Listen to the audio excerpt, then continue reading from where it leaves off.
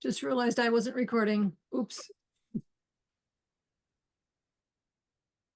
Oh, that's it. I'm leaving the meeting.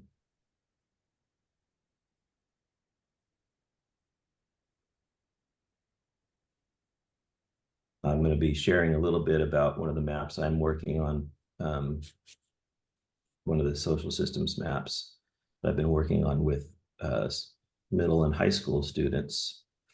And one of the possibilities that I envisioned 2 years ago was that we would have a representative group of peer leaders. And I'm going to be leaving this meeting just a smidge early today to go to that peer leader meeting. So I'm kind of excited that one of the possibilities has actually come about.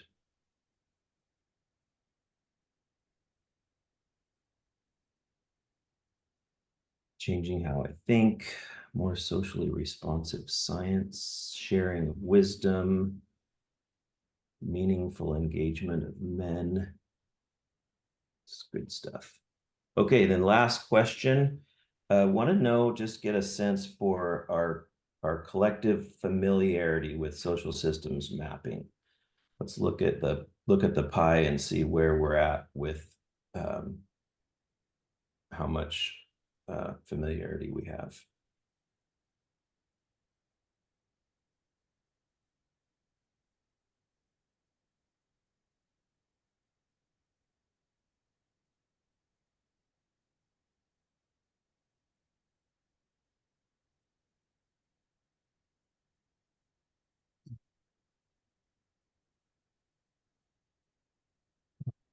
The 50-50, 60-40. So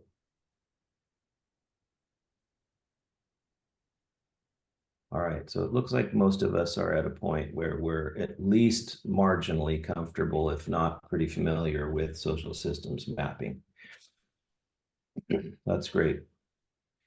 Well, let's talk a little bit about what a social systems map is. Just going to kind of briefly go over this since a bunch of us are fairly familiar. So a social system mapping is a mashup, if we go to the next slide, of a whole bunch of different kinds of maps. And by mashup, we just mean that rather than mapping one particular element, one particular piece, we're mapping a whole bunch of different things all at the same time. So systems, stakeholders, assets, social networks, so people and their connections, concepts, and a lot of other things that show up in the map. So there's a whole bunch of stuff going on when we're doing social systems mapping, which makes it more complex, makes it multidimensional, and quite a bit richer than a map that's just covering one of these things, because we can see the comparisons between thoughts and ideas and people and connections that we might not necessarily see, and we can analyze the data on a deeper level. And on the next slide, we want to just look at a little bit about how we engage with a social systems map. And one of the things that's important to understand about the way we engage is the reality that it's a process, not a product. So the goal isn't necessarily, though this is going to happen, the goal isn't necessarily to have an artifact that's a finished product that we can stick on a shelf someplace. The goal is to engage with the mapping as a process, getting a lot of people involved together and experiencing it together. So in order to make that possible, in order to make it a process more than a product, it's done online. So as we're even doing now, anybody can access it from anywhere at any time. It's interactive. It's accessible. Anybody who has the link can get onto it. Anybody in the network. And then it's a growing emergent thing. So it's iterative. Every time we engage with the map, it changes it a little bit. And out of those changes emerges new understandings about what's going on with the people in the system that the map is representing. It's dynamic, it's alive, it's ongoing, and it's collective. So the map is made by us to represent us and all of our interdependent perspectives rather than made by one person with their perspective.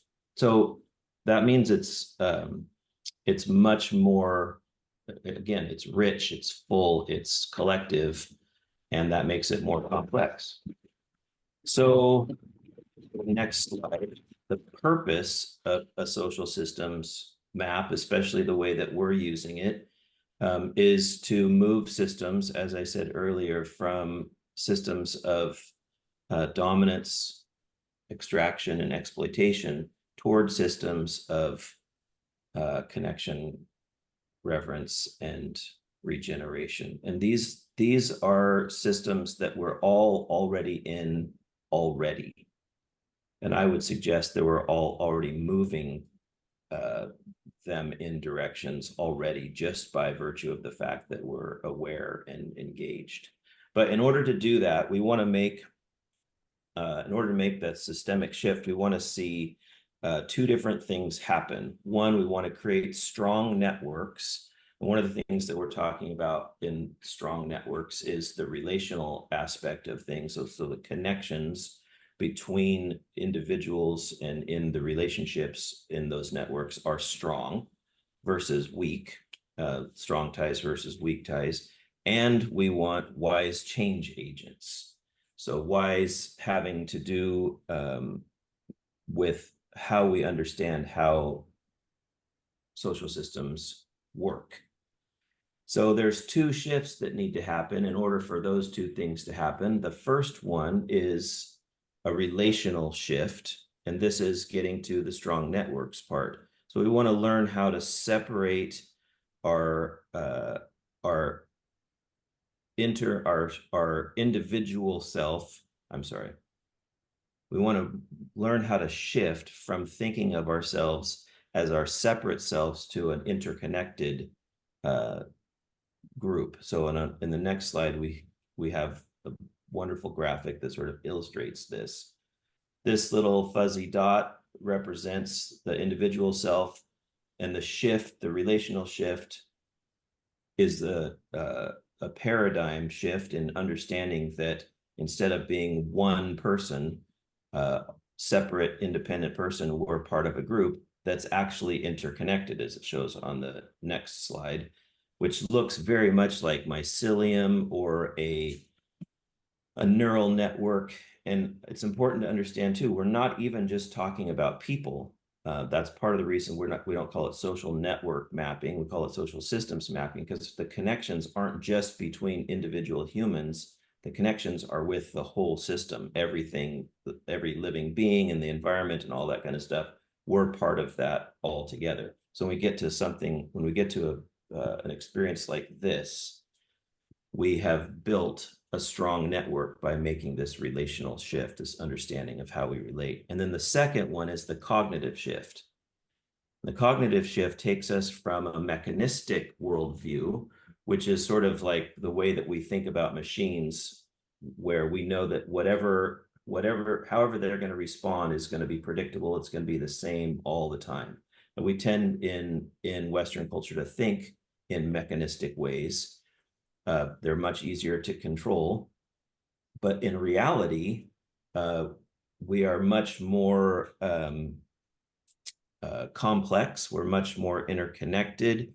Things are organic, alive, living things, and unpredictable.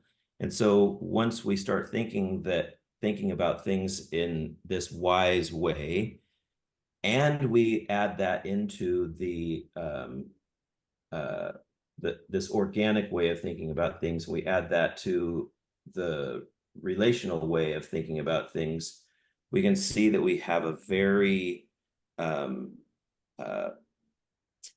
significantly different overall system with both this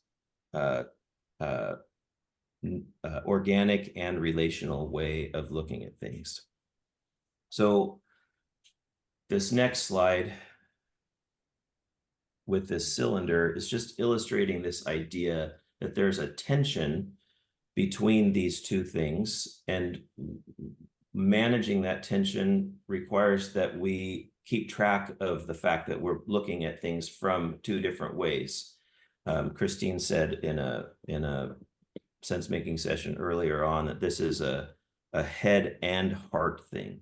I like to think of this as understanding that relationships are not a means to an end. I think that's one of the things that happens in dominant, extractive, exploitive culture, is that we think of every meeting we have as a way to accomplish something versus build that connection.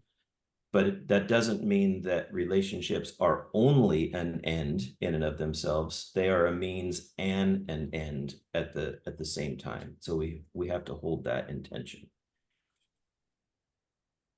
And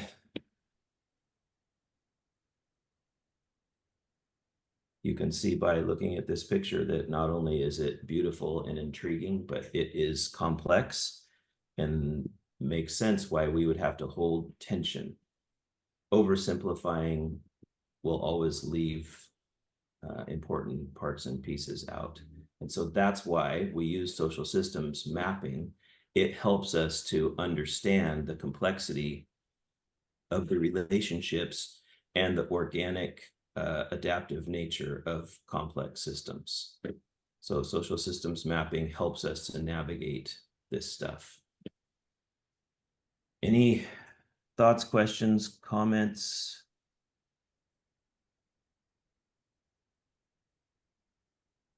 That's a master's level class that we just did in like 5 minutes. Okay, let's take a few minutes in the breakout rooms. Introduce yourselves to each other. I think we're gonna do 2, or how are you thinking, Amy, for your part? We've got 2. Two, it's great. Okay, 2 groups. Take a few minutes. We're gonna do 5 minutes, so 4 minutes plus the 60 seconds to return. Make sure you don't accidentally hit the return to room button when you hide the window. And the idea here is just to introduce yourself and share a challenge you have been working on in one of the networks that you're with, and a possibility. Okay. Are we ready? Is everyone ready to Yep. go? Okay. Rock and roll. So there should be an invitation thing popped up on your screen.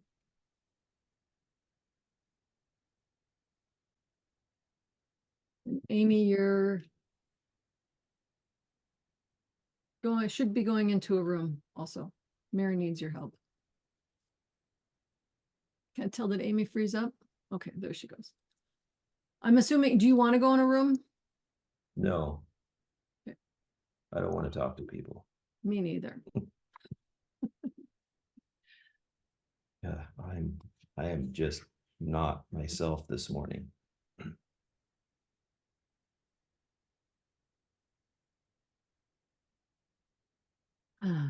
Some days are like that. Mm-hmm. My kids were home. Well, my daughter and her husband, who I now refer to as one of my kids, were home this weekend, and it's always so fascinating to like watch myself now that they aren't in the house all the time, which it's like 2016 is the last time that was the case. But their presence just changes me. Not necessarily bad, but it's just fascinating. And there's an after effect. It's like I don't know. It kind of bothers me because I can tell that for some reason it stresses me out. I enjoy having them there, but I'm also like more on, I guess. Yeah. I get that. That happens with my son. Yeah. We had a great time, but I always need a nap afterwards. I always feel guilty afterwards. Well, I just always feel guilty in relation to him, but yeah.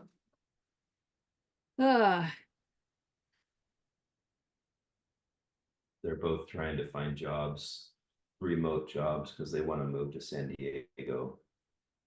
But they don't want us to ask them about how it's going looking for jobs, which is that's the predominant stressor in their life right now that we're not supposed to say anything about until they have good news to share.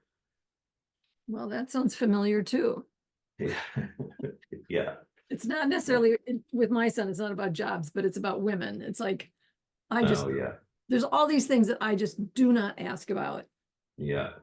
But Tim and I are always like, what's going on? Like, we're always, not because we want to dish, but just because it's like, is he okay? Is he not okay? Is he okay? Is he not okay? Yeah. Yeah. Do we For need sure. to prepare for a crisis or, but Yeah. Yeah. And my daughter in particular has she's really grown a lot in this area, but she does not respond well to my wife's concerns. She just does. I suppose I should have. I'll have to tell Kara to cut this middle bit when we. Am I still? What's the middle bit? I'm gonna just close the rooms because I can't tell. Seems like it's. Okay. Oops. Hi, Kat. It says they'll be back in 60 seconds, but it's been at 0 for quite a while. Does it count down once it starts the 60-second thing for you? Oh, yeah, I guess I did something wrong. I thought anyway, now they've got 60 seconds. It said 0. I'm not sure.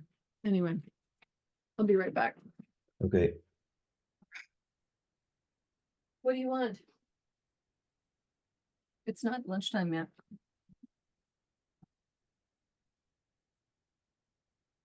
Look at this person. Oops.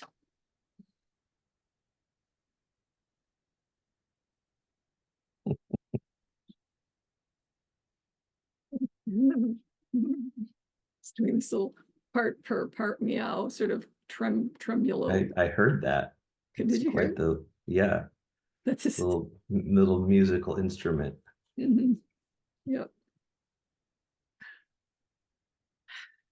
We're waiting for our little dog to cross the rainbow bridge.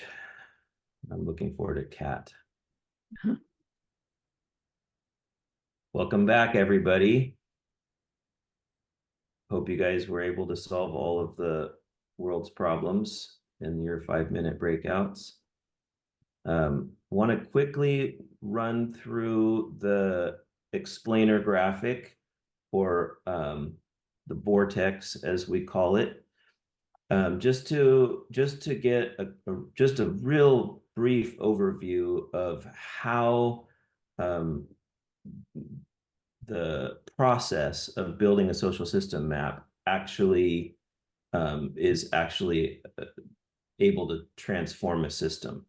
So we're going to walk through the explainer, and I'm going to do it quick because, as usual, I talk too much in the first part. So the scenario begins with people who have some sort of shared interest. I mentioned the map that I'm working on right now. Suicide prevention was the shared interest.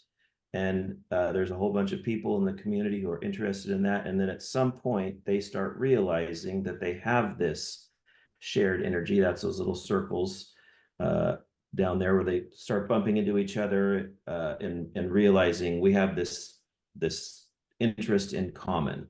And then at some point, a small group of them convenes to start making a difference. They want to do some work together, and we see the orange shows up. They start this in a relational context, and at some point, as that progresses, they realize they need to connect more with the rest of the people who share this concern and draw from their energy and resources and perspective. And so they start bringing conversation or relationship into that group. And then they realize that they need some way to collect data, and whether it's explicit or not, they begin to collect this data and start making a map of some sort, whether it's actually in the shape. It's at some point it does become the shape and the using our technology to build a map. And as that data starts to grow, it tells them more about the system that they're in, not just the people, but all the other factors. And they start shaping the way that they interact with each other and the map to better represent the system, and begin recognizing the complexity of that system and introduce some shift towards the well, okay, so that part continues on until it starts to tighten up, till the map represents the people because of how they've collected data through those relationships, and that starts to expose the reality that it's a complex system. And so they start shifting from the mechanistic worldview to a more complex, adaptive worldview, and that allows them to continue asking questions and analyzing data until they start seeing more and more representative, until eventually the map and the people and the system are all sort of one accurate illustration of each other. I'm walking across the street today to a peer leader meeting that is the result of this effort. And again, it doesn't look like this yet. The lines are still distanced from it's not an accurate representation, because the peer leaders themselves are sort of in the middle part of this process, and we're trying to we put this group of peer leaders together using social network analysis so that we could do a better job of representing the population as we're building the map. So I'm in the middle of this right now, and I'm actually going to be stepping out a little bit early to go participate in that. Christine, in my rapid explanation, did I leave anything critical out that needs to be mentioned? Or Amy? I didn't catch anything if you did. Okay. I'm very excited to hear that. All right. I think we're gonna go on to Amy now. On to Amy. Well, All y'all, right. as you know, this is our Monday for SenseMaking. So we're going to move into the SenseMaking part of our time together, and we will be on until for a full 90 minutes, so almost another hour. I'm hoping that you can stay, and we're going to get into some small groups. And as Curtis said, actually, I hope have time to use our community of practice social system map today. SenseMaking, as Curtis has shared, is all about working with the purple, working with the cognitive shift. When we apply SenseMaking to our social system maps, we are, so I've got some pops up on my screens. We're observing, we're noticing, we're discovering what's functioning well, what's missing, what's possible. We're bringing things to our conscious mind that we may not have noticed before. We might be inviting some small experiments or next wise steps toward deeper learning and evolution of our network. And as we bring social system mapping to our work with complex systems, it deepens our understanding. And as we also bring tools and methods of systems and complexity thinking to our map, it deepens our understanding. And hopefully with SenseMaking, we are just getting curious about things that we have maybe not thought to get curious about before. So for the remainder of the session, we are going to look at a model called Adaptive Action Cycle. And it comes from Human Systems Dynamics, which has a founding executive director of Glenda O. Young. And Human Systems Dynamics, or HSD for short, is a body of theory and practice that brings ideas from complexity science into our practical application to help people deal with intractable issues. And so this quote, you all are probably familiar with the work of Paulo Freire. And in this quote from his work, he says, liberation is a praxis. I love that word, praxis. So it's like $1 million word. The action and reflection of men and women upon their world in order to transform. So praxis is the key here. Action, reflection, action, reflection. And this is at the core of the model that we are going to be looking at today. So the HSD, Human Systems Dynamics Theory of Change, has this tool that's right in the center, this adaptive action cycle tool of the what, so what, now what. And Glenda would say it is a simple tool, and I agree, I think it's a simple tool, but she also calls it the most powerful tool of the HSD toolkit. So what, so what, now what is the 3 steps in our adaptive action cycle. The what step, where we begin, is to collect data. And so at the what part of this process, you're looking at things that you're noticing, could be some quantitative data, could be qualitative data, could be emotions, kind of guts, what am I feeling? It's what is it observe? What are we observing? What patterns are we seeing? What patterns might be holding our wicked problem or intractable issue in place? So what are we noticing? And then we go to the analyzing step, or the so what, where we're saying, so what does this mean? What are the tensions that might be holding our problem in place? Where are there maybe some opportunities to make some shifts, some breakthroughs? What energy or possibility, as Curtis was inviting us to think about, what's the possibility that we might be able to achieve? And then the now what is where we actually take those next wise step. What is the actual shift that's within my power, within our power to do, that might unlock some things, might release some energy? This what, so what, now what, we often do intuitively during the course of our everyday life. I think that's why it seems so simple, and it is simple, and yet we're not always aware of our thinking. We're not always noticing it. And when we are dealing with our complex systems, our networks for change, bringing this model into that sense making with those social system maps allows us to pause, slow down, and notice things that we might not be noticing. And the other key thing about this that we'll keep iterating is it is iterative. So you go around the cycle and you go again and you go again, and it's a learning cycle.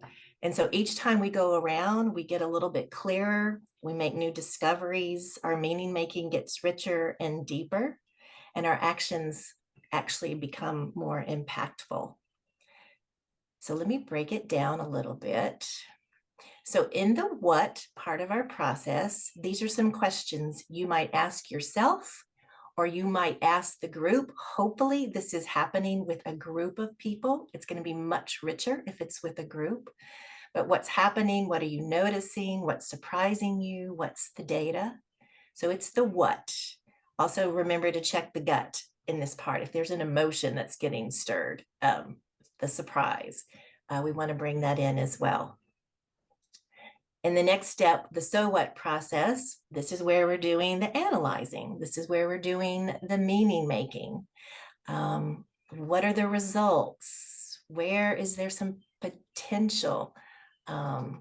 Where's there energy that seems to be blocked that we need to be raised? So we're having these conversations. So what do we think's going on based on the data that we just described?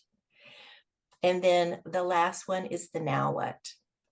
So what is one small doable action we can take? And I think this is a really important part of this model is that we aren't creating a great big action plan and or certainly not a strategic plan. We are taking one small step and then going around again to see what did that one small action do, so that we're constantly learning. So this is what's something that can be done and that what's within my power or our power to actually do. So I'm guessing that this model, as it does for me, might feel simple, might feel kind of familiar as something that we do naturally. And I'm guessing that you all might have been introduced either to this model before, because we've used it in the community of practice for quite a while, or maybe some other models out there that are very similar. So I want to invite you to go back to your Mentimeter link. Hopefully you have it, or you can find it in the chat. And I would just be curious to have you share, are there other methods that you have used that are similar to the adaptive action cycle? And what are they? What was that method called? And maybe what's the toolkit that it comes from, or the source? Or maybe it's you are familiar with the adaptive action cycle and you can put that as your response.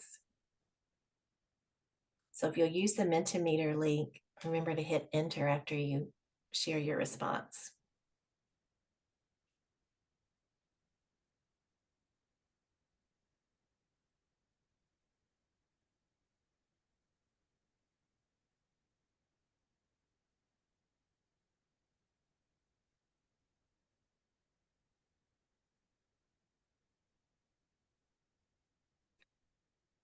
So I don't know, I haven't mastered whether or not I can type my response. So I'm going to say my response while I also share the screen and navigate our slides here. But there's a model that I was introduced to called the focused conversation method. It comes out of technology of participation. And I find it really similar. And it too, kind of as you learn that model, they really emphasize how similar this is to the way we actually act, or the way we think, the way we process things. So adaptive action, and then we've also got from liberating structures, a very similar model, the three whats as well. So one of the things that Glenda with HSD talks about is that we don't want to get, what does she say? I think she says we can be tool agnostic.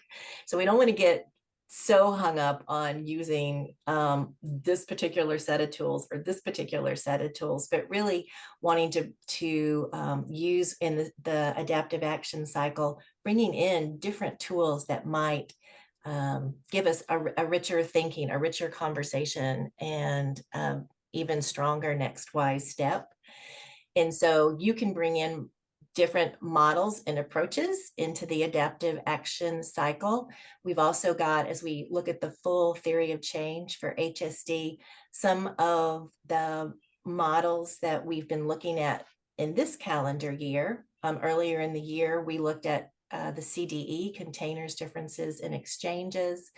Curtis led us through a webinar on pattern spotting, and also one on the same and difference matrix. And so all of these can inform and offer great insight as we go around the adaptive action cycle. They can help us with the whats, they can help us with the so whats, and even the now whats.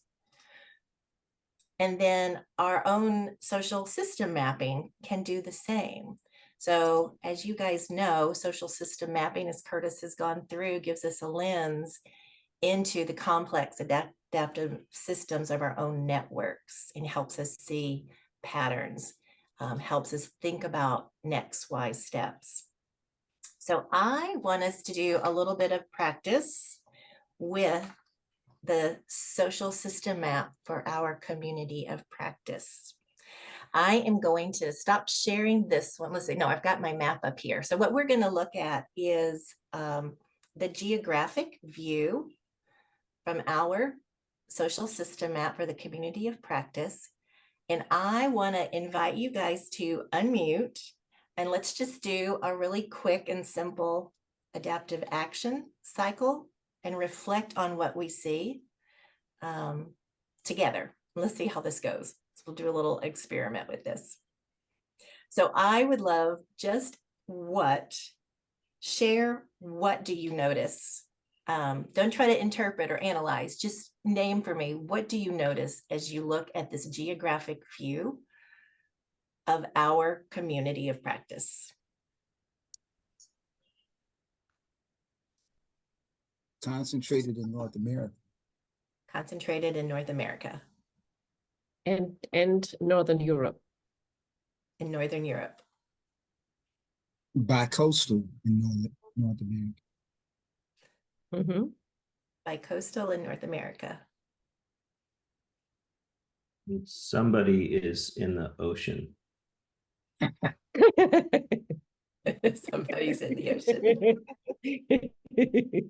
Yes, right here. Okay, good. Bi-coastal in the U.S. and anchored in the Midwest. Mm.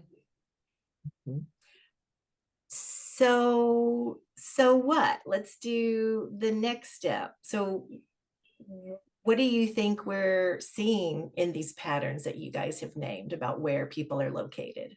What does this mean? One thing it means is the global north has more access to technology and bandwidth, and there's less technology and bandwidth capacity in the global south. And I think that may be true in the United States as well in terms of the bi-coastal pattern.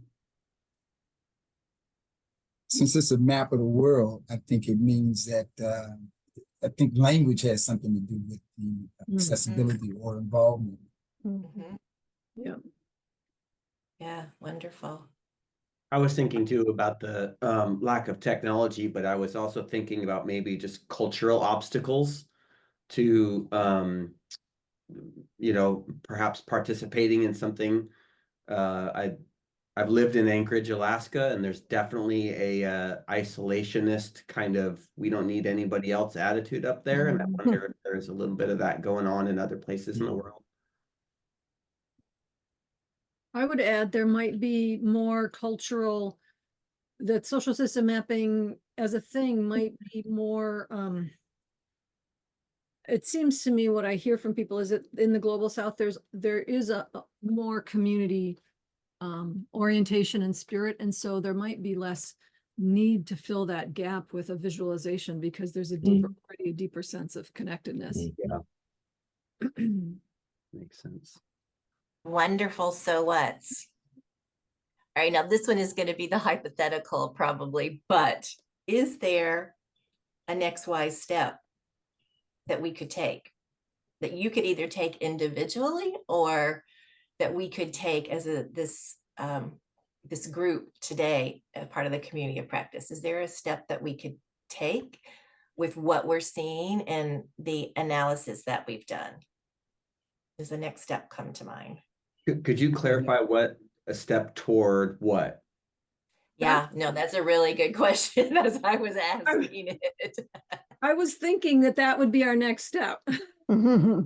Is to clarify what is there anything we would want to do about that? Are we concerned about that, or how does that fit with our purpose? Yeah. I love the way next step is tied deeply to purpose.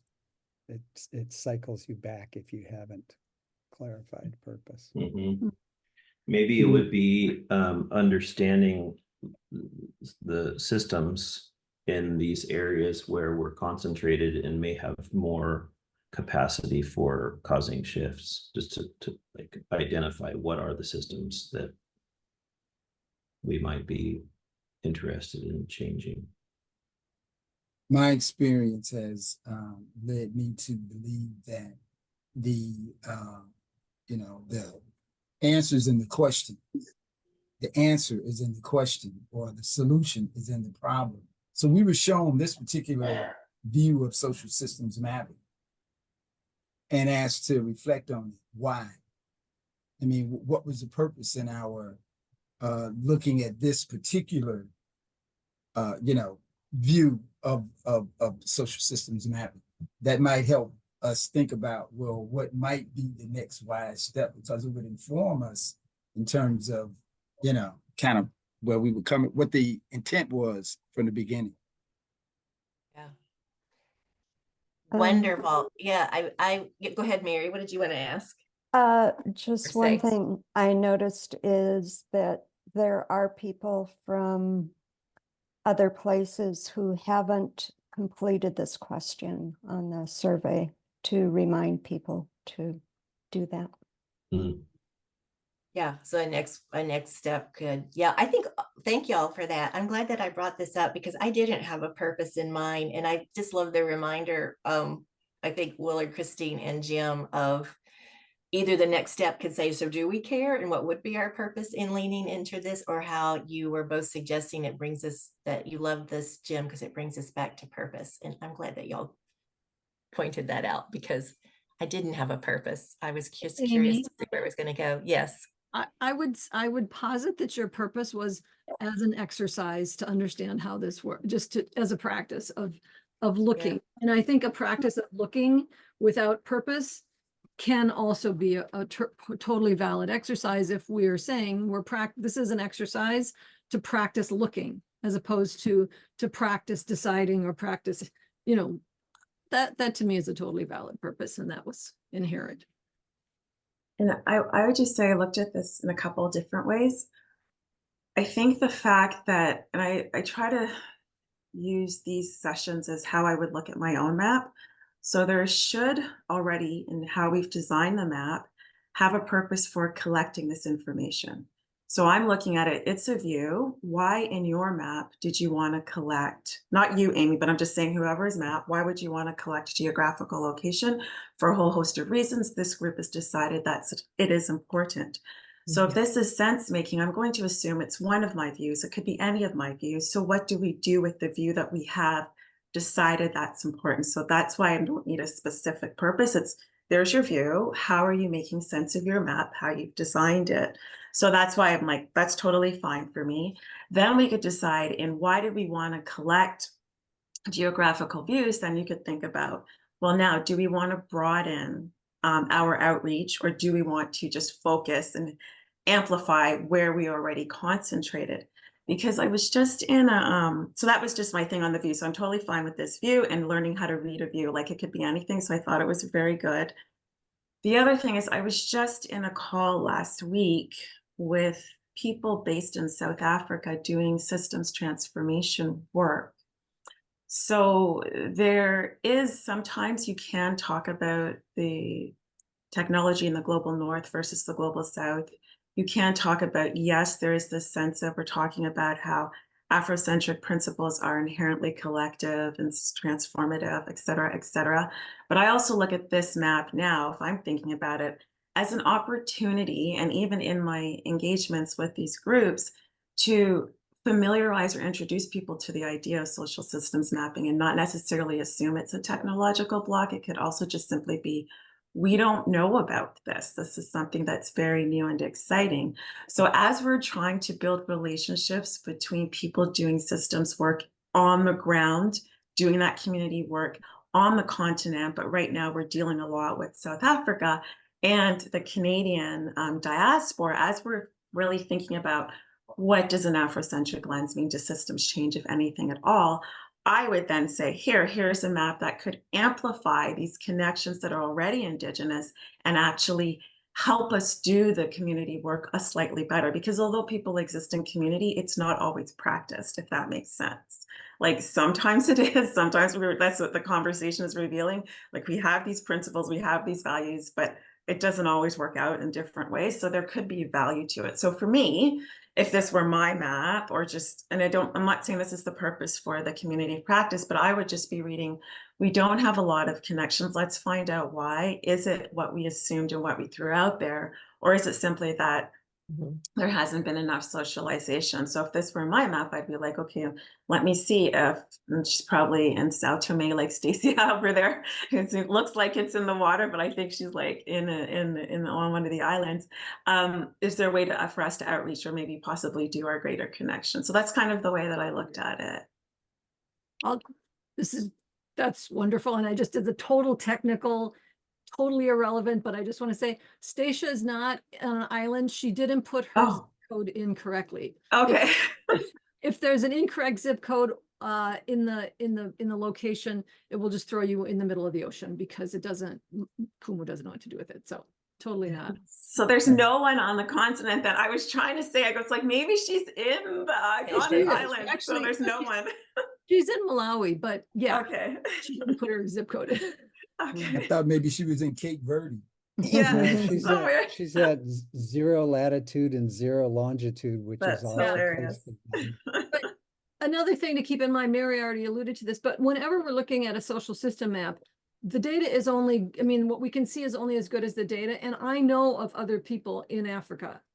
It's just that they didn't put their zip code or their address in their sumApp instance. So that's another thing is we might say, I think this is incomplete data. Let's see if we can, get some nudges to get people to update that piece and tell them why we want it.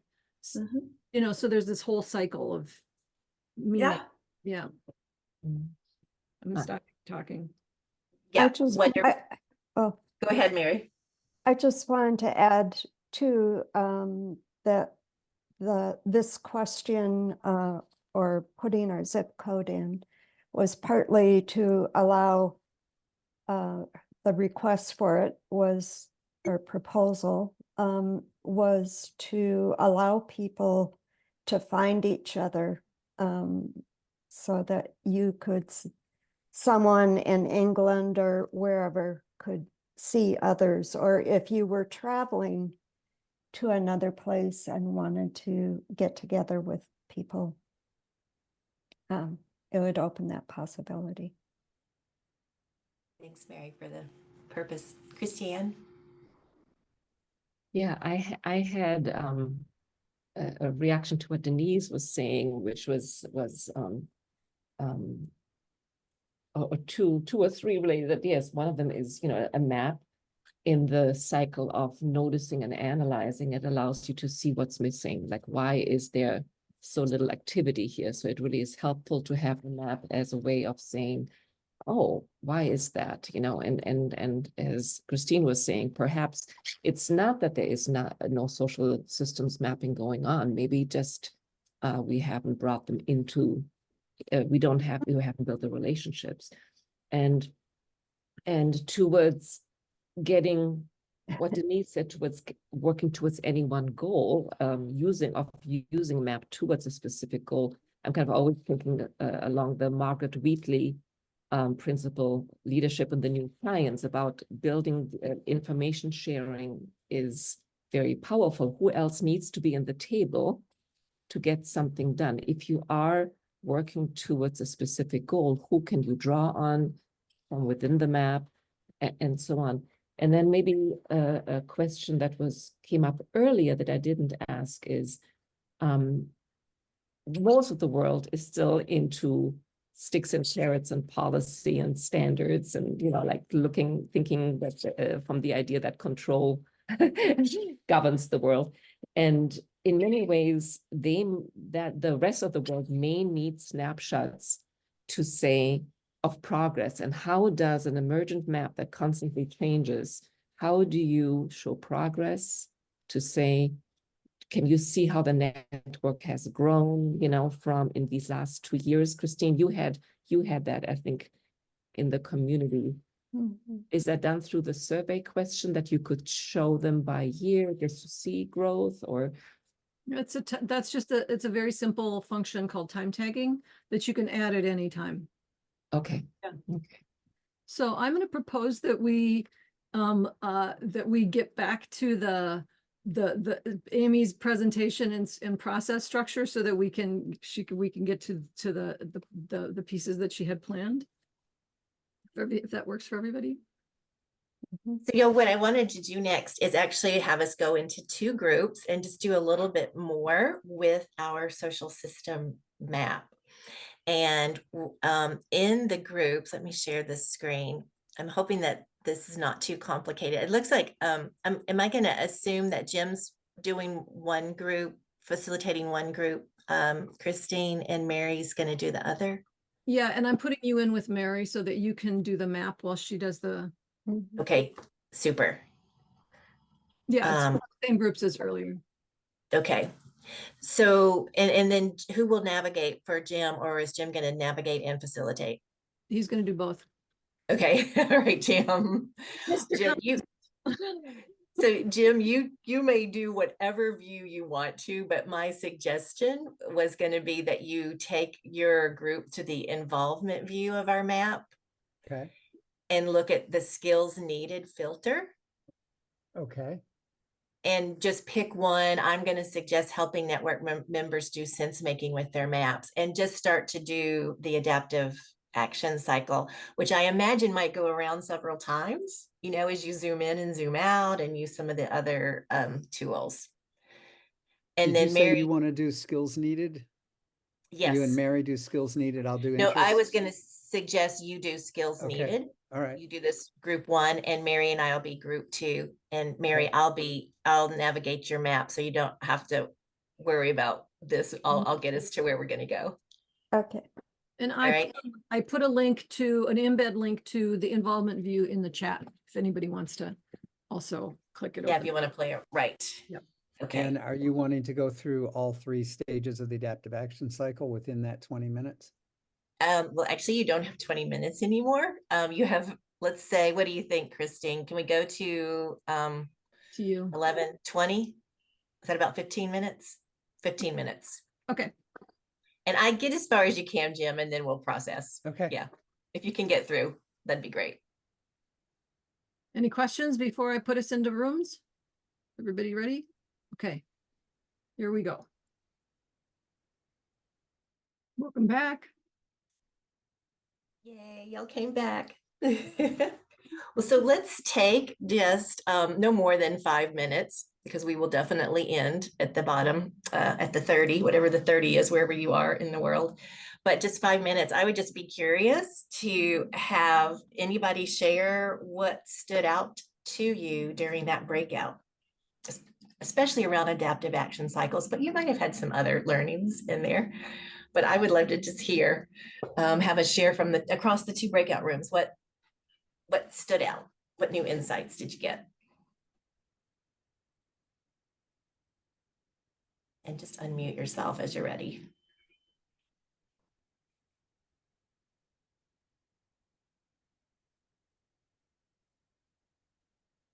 I think it was a good experience in showing how you can look at something on the map, a view with a community, and hear many different perspectives. I really appreciate having that experience this morning.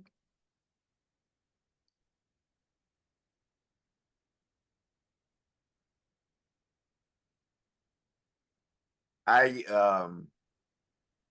have to confess that as I was looking at the map, most of mine was, okay, what's this? What's sort of like exploring the connections and so forth, and then going back between so what, and then looking at what are the if I were to come here and if there was something that I wanted to be able to do, would this map help me to see who I might interact with that could be helpful in what the question that brings me to, oh, wait a minute, let's check this community or practice map out here and see. And so it's a matter of looking at, and it does give you a multiplicity of ways of viewing that. So and that is useful.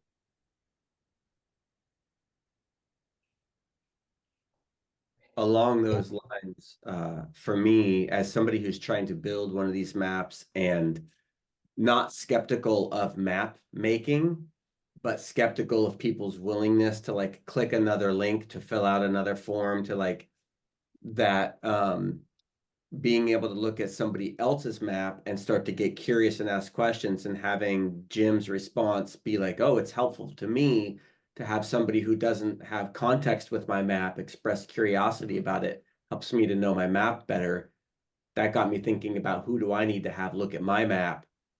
And it just expressed curiosity. Who are my canaries in the coal mine? Will be like, yeah, I won't find value in that, or here's what I will find value in, or just whatever. Like, what are those early stage aspects of what will encourage people to go from like, yeah, this is some concept I've been told about, to I'm actively participating in it. Thanks, Justin.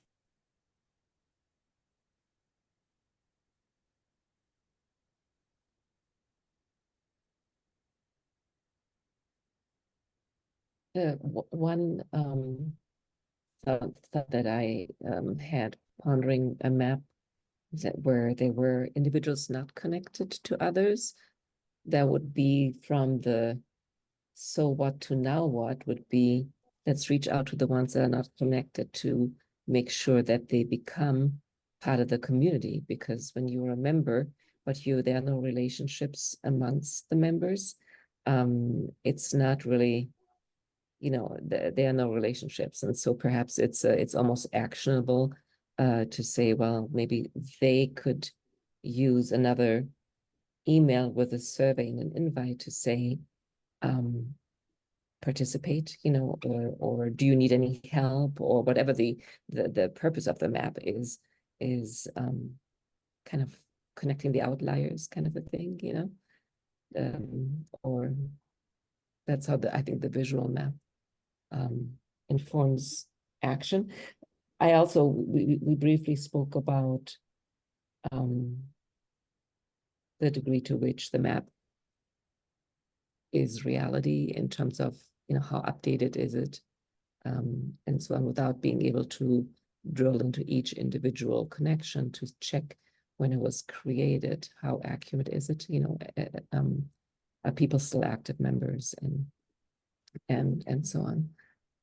Or are they interacting, but they haven't mapped their interactions, so there's is it representative of what's going on?